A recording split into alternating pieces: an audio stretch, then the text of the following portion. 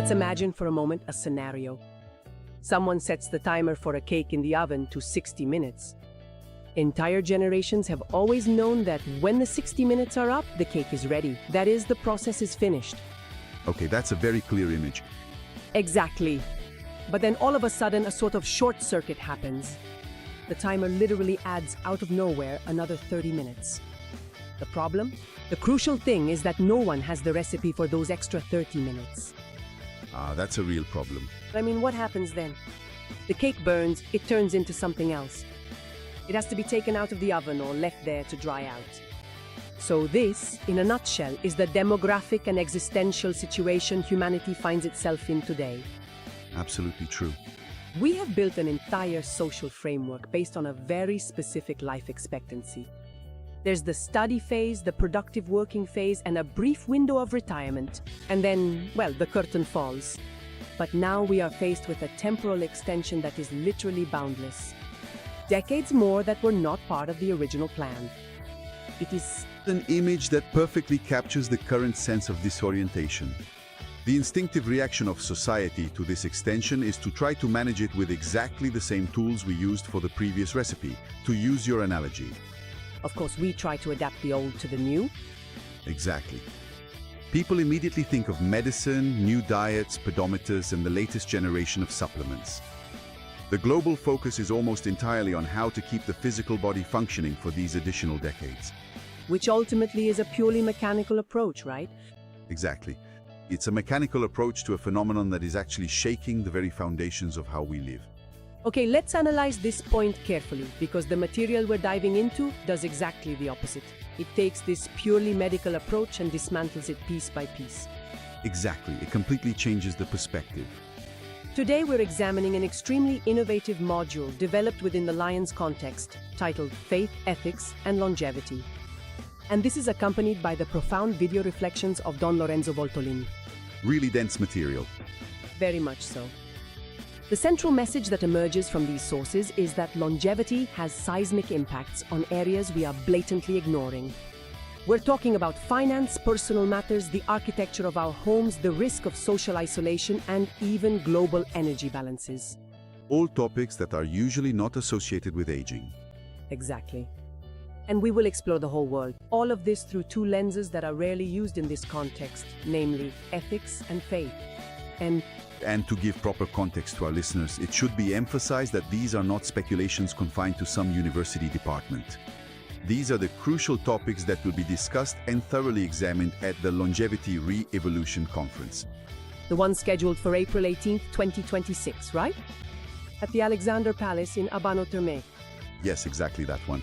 It is an event strongly desired and organized by the three Lions Club international districts, that is 108-1, 108-2, and 108-3. A great synergy. Absolutely. They organized it precisely to address this sort of collective blindness. The basic premise of these sources is clear. Science has given us an unprecedented surplus of time, but it hasn't provided us with instructions on how to give it meaning, that's it. Or On how to structure society to prevent this gift from turning into a curse. that's exactly the point. And that's why the starting point of these documents is a true redefinition of time itself. The sources introduce a sharp contrast between two ways of living. On one side, there's what is called chronosity. A very interesting term. Yes, to visualize it, those listening might think of the punch clock mentality in a factory. Here, time is just an industrial sequence of days. All the same, like a conveyor belt, where the only goal is to keep your balance while the belt moves. Basically just getting through the day. Exactly. On the other hand, Don Lorenzo Voltolin brings back a concept from Saint Augustine, who defined time as the stretching of the soul. Beautiful. No longer a conveyor belt, but an open space, a qualitative dimension in which human decisions have a specific weight. What's fascinating here is the mechanics of this transition. As long as you live within the paradigm of chronology, you only react to the immediate. As you said, you just survive. But when the concept of the soul's relaxation is introduced, time becomes the space of responsibility. And This is where ethics comes into play. exactly. And here the sources mention the philosopher Hans Jonas and his famous principle of responsibility. Jonas points out a crucial historical change. In the past, human ethics concerned only the here and now.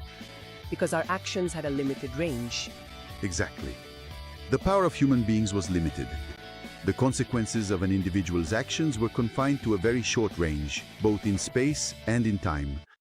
Today, however, the combination of advanced technology and an extremely long life expectancy changes everything. In what way, practically speaking? In the sense that the consequences of today's actions spread over decades, altering the world in which not only our future descendants, but we ourselves will find ourselves living. Okay, wait, hold on a second. I understand Hans Jonas's theory, and it is undeniably fascinating. But let's try to bring this concept into everyday reality. Of course, let's get practical. If we think of a 30-year-old individual who might be struggling with inflation, with a precarious job market, and is having trouble paying rent, today, in short, how can we expect them to worry about intergenerational justice? It's The legitimate objection. that is, or about how it will shape the landscape of time 50 years from now. Isn't there a risk that this ethical framework is, in the end, a sort of luxury good? Reserved for those who have already solved their survival problems, immediate ones. This raises a very important issue and is in fact the most common objection. But the Lions module dismantles this idea, showing that the ethics of longevity is not a philosophical luxury, but a practical survival manual. So it's useful for everyone, not just philosophers. Absolutely. The sources explain that ignoring the long term today means self-sabotaging tomorrow, precisely because that tomorrow will be inhabited by the same person. Clear. To put this theory into practice, the document provides 3 questions, 3 ethical compasses, which it defines as longevity-driven, meaning oriented towards longevity. And the first one concerns intergenerational justice. Which would be? The question is, does our current use of resources shift the costs on to those who come after us? This doesn't just concern major policies on climate or war, but also everyday choices about energy and consumption. So it has a direct impact? Exactly.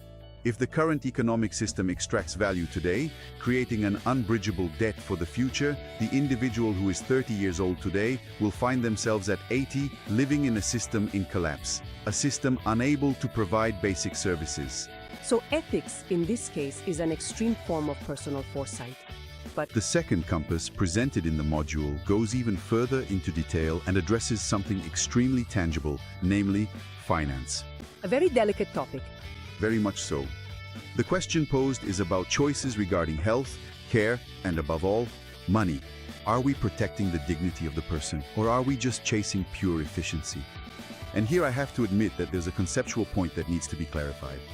Of course, tell me, In what specific ways exactly? Can a financial instrument, a standard bank account, or a diversified investment portfolio truly help to protect one's sense of dignity? to understand this, we need to look at the mechanical difference between a traditional financial portfolio and a longevity-driven one. Traditional finance is often obsessed with aggressive efficiency. You mean maximizing profits right away? Exactly. It seeks the highest return in the shortest possible time, perhaps by speculating on high-risk assets. It's an approach that assumes an investor is always clear-headed, always ready to react to the market. But Things change as you get older. exactly. Finance oriented toward longevity has to take biology into account. When a person reaches 85 or 90 years old, cognitive abilities may slow down. Responsiveness decreases, in short. It's Inevitable. And at that point, if your capital is tied up in complex, unstable instruments or those that require continuous active management, that wealth becomes a huge risk. Oh, wow. So the portfolio itself becomes a threat. Yes. Protecting dignity means structuring savings decades in advance so that they generate stable cash flows, automated safety nets, and fiduciary mechanisms that prevent scams or financial abuse when the individual becomes more vulnerable. Incredible. Financial ethics, in this sense, is the design of an architecture that funds care, without humiliating those who receive it.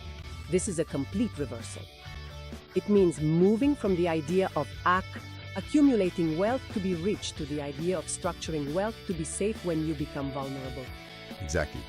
And if we talk about financing care and assistance, this leads us directly to the third compass outlined in the material, which for me is the most surprising of all. The contrast between community and loneliness applied specifically to housing, that is, to choices about where and how to live. Another fundamental and often overlooked topic.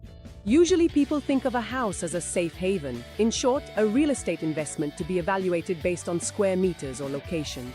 But the sources warn that a house can turn into a biological trap. Yes, if we connect this to the bigger picture, the way housing affects biological decline is ruthless. Let's imagine a person who, at the height of their working efficiency, chooses to buy a large, isolated house in the suburbs. To seek a bit of peace and quiet, which seems logical. It does seem logical, yes. But what happens 40 years later? Eyesight starts to decline, reflexes slow down. Suddenly, driving a car becomes impossible or dangerous. And Without a car in the suburbs, you're stuck. exactly. At that point, a devastating chain reaction is triggered. Losing your driver's license means you can't go grocery shopping on your own or participate in social networks. You end up isolated. The person finds themselves confined at home. This forced isolation drastically reduces daily stimulation. And this leads to a measurable acceleration of cognitive decline. Wow. What 30 years earlier was a prestigious real estate choice has turned into the direct cause of accelerated pathological aging. Explained like that, the anxiety rises. I have to admit it, but it perfectly illustrates why today's decisions are so critical. The ethics of longevity? One wonders, are the housing and social decisions I'm making today fostering relationships or laying the groundwork for my own future isolation? In the future? That is the fundamental question. Opting for integrated housing solutions, perhaps close to public transportation networks. Choosing community centers or co-housing models is not a fallback option. It's a true form of preventive medicine. Absolutely, yes. And this is where the sources arrive at a fundamental axiom. Time is capital, and ethics is what decides how to invest it. Exactly. The most important investment isn't in the stock fund, but the structural investment in your own environment and networks. A poor investment in these areas leads to the failure of the longevity project. Regardless of how many zeros are in your bank account, in short. Exactly. No bank account can save you if you're completely isolated. And this is where it really gets interesting. Because up to now we've talked about how to invest this time, how to structure finances to protect periods of vulnerability, how to plan cities and homes to prevent isolation. Have we drawn a strategic map? Yes, an excellent strategic map, but there's a gigantic elephant in the room, a cruel paradox that the modern world doesn't want to face. That is the issue of productivity. Exactly. We live in a society that judges an individual almost exclusively based on their performance. A person's value is measured by how much they produce, how fast they are, how much they accomplish in a workday. It is The dogma of our time. First, it slows down until it stops. And this creates the silent drama of our era, the terror of becoming obsolete, of being discarded. It is The deepest fear. If an individual's core identity is built 100% on productive efficiency, what happens to their self-perception when that efficiency disappears? a total identity crisis. How can we prevent someone from coming to feel like a burden to their family or to the healthcare system? If the map of the world is based solely on doing, what happens when the only thing you can do is simply be? The real danger here is that an entire generation comes to view itself as a broken and defective piece of machinery, just waiting to be scrapped, to put it in very blunt and powerful terms. This is the most dangerous existential fracture of longevity. And it is precisely to mend this fracture that the sources, particularly through the voice of Don Voltolin, introduce the vital role of faith. A concept that must be handled with care. Of course, it is essential to clarify that the documents do not address faith in a dogmatic, exclusivist, or moralistic sense. They frame it as a resource, an inclusive perspective, which has structural implications even for those who do not have a traditional religious vocation. So it's useful for everyone. Yes, faith intervenes precisely at the breaking point of that paradox of efficiency. It serves to break the toxic equation that equates human value with productivity. We need to make this concept even more tangible, in my opinion. What does this introduction of faith actually mean in practice? How does this idea translate into everyday life, beyond the purely theoretical aspect? The key point is found in a beautiful quote that Don Voltolin makes from the theologian Abraham Heschel. Heschel advocated a radical concept. Time is not something we possess. It's not a currency, in short. No, it's not an object to accumulate, it's not a resource to squeeze in order to generate GDP. Time, according to this view, is a realm that is given to us. a space in which it is possible to encounter the transcendent, the sacred. Okay, let's decode this academic terminology for a moment. When we talk about encountering the transcendent or the sacred and the metatemporal dimension, the listener might imagine monks praying on a mountaintop. Understandable. But If we bring it back to ground level, what does it actually mean? It means taking a step back, getting off the productivity hamster wheel. exactly this. It means looking at existence from such a broad perspective that the daily metrics of performance become completely meaningless. It means recognizing that an individual has immeasurable value simply by virtue of existing. Of Being present. Yes, of listening or sharing a space, even when physically immobile in a wheelchair. It is The perfect synthesis. This perspective becomes the ultimate antidote to the anxiety of obsolescence. If time were only a resource to be exploited, the moment you could no longer make use of it would inevitably lead to despair. of course, because you no longer have value for society. That is exactly right. But if we consider time as a vast realm for us to inhabit, then even stillness, even silence and extreme fragility begin to acquire a profoundly significant and inalienable meaning. A reassuring vision in a certain sense. Very much so. Faith in this context reaffirms that the architecture of the human being was not designed for unlimited productivity, much less for individual isolation. We are being structured both biologically and spiritually for reciprocity. And This reciprocity leads us to the concept of relational capital, which is perhaps the culmination of the entire module explored today. Relational capital is the infrastructure of care, reciprocity, trust, deep friendships, and intergenerational bonds that a person builds over the course of their life. it is a highly potent form of capital. Fascinating because, unlike financial capital, relational capital operates according to a completely different mechanism. It is immune to inflation. It doesn't collapse if the global stock markets crash. And even more importantly, its practical value skyrockets precisely when your physical strength starts to decline. When you need it most, it's there for you. But it doesn't just appear by magic. At 80 years old, it requires a massive investment of time and energy precisely during those years when you are most productive and efficient. It requires taking time away from doing in order to dedicate it to being with others. It is The real change in how you allocate your vital energy. In summary, the documents propose this dual vision. Ethics is the methodological compass that tells us how to invest our time and resources so as not to create future harm.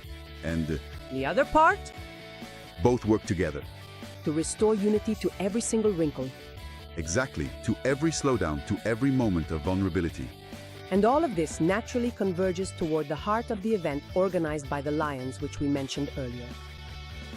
The real revelation of this exploration is that the challenge of our time is not a technical one. No, not at all. It's not a scientific puzzle about how to reprogram cells so we can live to 120 years old. The Real challenge is profoundly spiritual, ethical, and civic. Science, in short, with its incredible advances, has the task of ensuring the survival of cells. It does the dirty work, so to speak. Exactly. But giving meaning, direction, and dignity to those days is a task that belongs solely to humanity, through the choices it makes. And This brings us to the key message, the real cornerstone of all the material we've analyzed today. A phrase that perfectly sums up the entire module and serves as a warning. which is, It's not enough to add years to life. We need to add meaning and responsibility to the years we gain. It is an urgent call to action, and it doesn't concern a distant future but the immediate present. The financial decisions made today, urban planning, the organization of healthcare, the way we build relationships, these are not boring administrative matters. They are the foundation of everything. They are the real foundations on which the psychological and physical resilience of future generations will rest. We are literally deciding today whether the society of longevity will be an archipelago of isolated islands or a solid network of mutual care. And On this basis, a final thought emerges, a provocation that comes directly from the sources and deserves to be thoroughly analyzed. go ahead. If we truly accept the validity of these documents, if we acknowledge without hypocrisy that time is the only truly irreplaceable capital we possess, Which we often forget. exactly, and if we admit that the dignity of a human being has nothing to do with their levels of economic productivity, then the entire structure of the world we live in suddenly appears obsolete. Called into question, yes. Let's imagine for a moment the impact of having to redesign our macroeconomic models from scratch, the urban planning of our metropolises, the architecture of public spaces. What would happen if the guiding principle for building a new neighborhood or drafting a new financial law was no longer the myth of growth, unstoppable? Or efficiency at all costs? Exactly. What would happen if it became the infrastructure of mutual care? How would our cities look if they were designed to include those who slow down instead of being high-speed tracks for those who rush? It's The perspective that changes everything. At the beginning of this journey, we talked about finding ourselves before a temporal continent, unexplored, without a map to guide us. But the deep and radical reality suggested by these sources is that there is no hidden map to be found. We must draw the map ourselves. We are the ones drawing the map. Every ethical decision, every bond nurtured, every space designed to welcome fragility is a line drawn on that blank page, and it depends solely on the actions we take. Today, we decide whether that continent will be a hostile desert where we barely survive, or a livable landscape where every stage of life has its own untouchable meaning.